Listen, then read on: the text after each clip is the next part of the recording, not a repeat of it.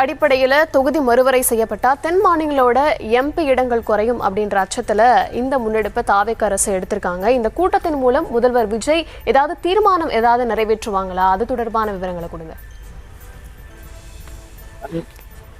நிச்சயமாக மக்கள் தொகை அடிப்படையில மக்களவை தொகுதிகளை மறுவரை செய்வதால தமிழ்நாடு உள்ளிட்ட தென்னிந்திய மாநிலங்களுடைய நாடாளுமன்ற பிரதிநிதித்துவம் கணிசமாக குறையும். குடும்ப கட்டுப்பாடு திட்டங்களை சிறப்பா நடைமுறைப்படுத்திய மாநிலங்கள் அரசியல் ரீதியாக பலவீனம் அடையும். அதே வேளையில மக்கள் தொகையை கட்டுப்படுத்தாத வட மாநிலங்கள்ல பல நாடாளுமன்றத்துல மிகையாக அதிகரிக்கும் அபாயம் இருக்கக்கூடிய சூழல்ல தான் தமிழ்நாடு முதலமைச்சர் இந்த ஆலோசனை கூட்டத்தை கூட்டி இருக்கிறாங்க.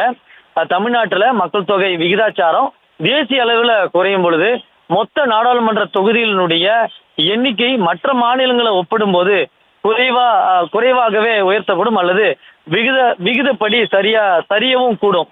இந்த சூழல்ல மத்திய அரசினுடைய கொள்கை முடிவுகளை எடுப்பதிலும் சட்டங்களை நிறைவேற்றுவதிலையும் தென் மாநிலங்களுடைய குரல் செல்வாக்கு ஒட்டுமொத்தமாக குறையும். அதாவது ஒருவேளை இந்த சட்டம் நிறைவேற்றப்பட்டால் வட மாநிலத்தினுடைய நாடாளுமன்ற உறுப்பினர்களை வைத்து சில சட்டங்களை இயற்றக்கூடிய ஒரு சூழலும் நிலவும். அதே போல தென் மாநிலங்களினுடைய நாடாளுமன்ற உறுப்பினருடைய குரலும் நசுக்கப்படக்கூடிய அபாயம் இருப்பதனாலேயே இத்தகைய எதிர்ப்பும் வந்திருக்கிறது. மக்கள் தொகையை கட்டுப்படுத்தியதற்காகவும் கல்வி சுகாதாரம் போன்ற துறைகளினுடைய வளர்ச்சி கண்டதற்காகவும் மாநிலங்களுடைய அரசியல் ரீதியாக பாதிக்கப்படக்கூடிய ஒரு சூழலும் இருக்கிறது. அதாவது நாடாளுமன்றத்துல பலம் குறையும் போது மத்திய அரசிடமிருந்து பெற நிதி மற்றும் வரி பங்கீட்டுல தென் மாநிலங்களும் புறக்கணிக்கிறதுக்கான வாய்ப்புகள் இருக்குது. அதே போல இந்தியாவினுடைய பன்முகத்தன்மை மற்றும் கூட்டாட்சி தத்துவத்திற்கும் இது பெரிய ஒரு அச்சுறுத்தல் அமையும் அப்படிங்கிறதுல பல்வேறு அரசியல் கட்சி அமைப்புகளினுடைய கருத்துக்களாகவும் இருக்கிறது. சுமார் ஒரு 20 ஆண்டுகளுக்கு முன்னாடி பார்த்தோம்னா நாம் இருவர் நமக்கு இருவர் அப்படின்னு ஒரு மத்திய அரசு கொண்டு வராங்க, ஒரு அறிவுறுத்தலை சொல்றாங்க.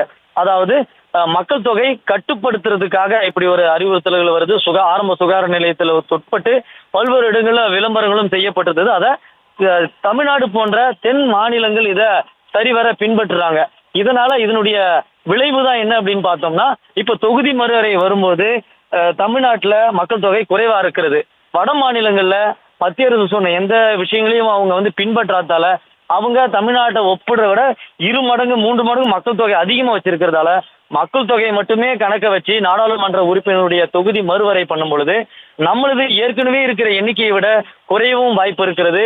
வட மாநிலங்கள்ல தற்பொழுது இருக்கக்கூடிய எண்ணிக்கைகளை விட அதிகமாவதற்கு வாய்ப்புகள் இருக்கக்கூடிய சூழல்ல ஒருவேளை அப்படி ஒரு சூழல் நடக்கிற பட்சத்துல நாடாளுமன்றத்துல வட மாநிலத்தில் இருக்கக்கூடிய நாடாளுமன்ற உறுப்பினர்களை வைத்து பெரும் அளவுல திட்டத்தை கொண்டு வர முடியும், அரசியல் ரீதியான கொள்கை முடிவுகளை எடுக்க முடியும். அப்படி இருக்கும் பொழுது கடுமையா ஒவ்வொரு காலகட்டத்திலையுமே பெருமளவு அரசியல் எதிர்ப்புகளை தெரிவிக்கக்கூடிய தமிழ்நாடு, கேரளா உள்ளிட்ட மாநிலங்களுடைய குரல்கள் நசுக்கப்படுவதற்கான வாய்ப்புகள் இருக்கிறது. எனவே தான் இந்த தொகுதி மறுவரையை எதிர்க்கிற ஒரு நிலைப்பாட்டுக்கு தமிழ்நாடு தள்ளப்பட்டிருக்கு. இந்த சூழல்ல மக்கள் தொகை அடிப்படையில மக்களவை தொகுதிகளை மறுவரையறை செய்வதால தமிழ்நாடு உள்ளிட்ட தென்னிந்திய மாநிலங்களுடைய நாடாளுமன்ற பிரதிநிதித்துவம் குறையும் வாய்ப்பு இருக்கிறது.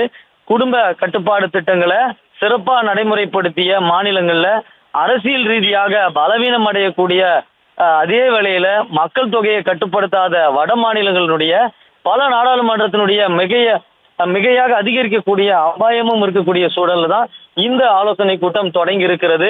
இந்த ஆலோசனை கூட்டம் முதலமைச்சர் தலைமையில நடைபெற்று வருகிறது.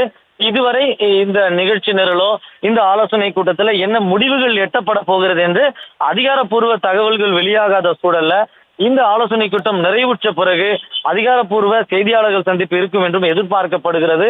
அந்த செய்தியாளர் சந்திப்புல தீர்மானம் நிறைவேற்றப்படுவது தொடர்பாகவோ அல்லது இந்த ஆலோசனை கூட்டத்தில் பங்கு பெற்ற நாடாளுமன்ற உறுப்பினருடைய நிலைப்பாடு குறித்தோ அதிகாரப்பூர்வமாக தெரிய வரும் என்று எதிர்பார்க்கப்படுகிறது.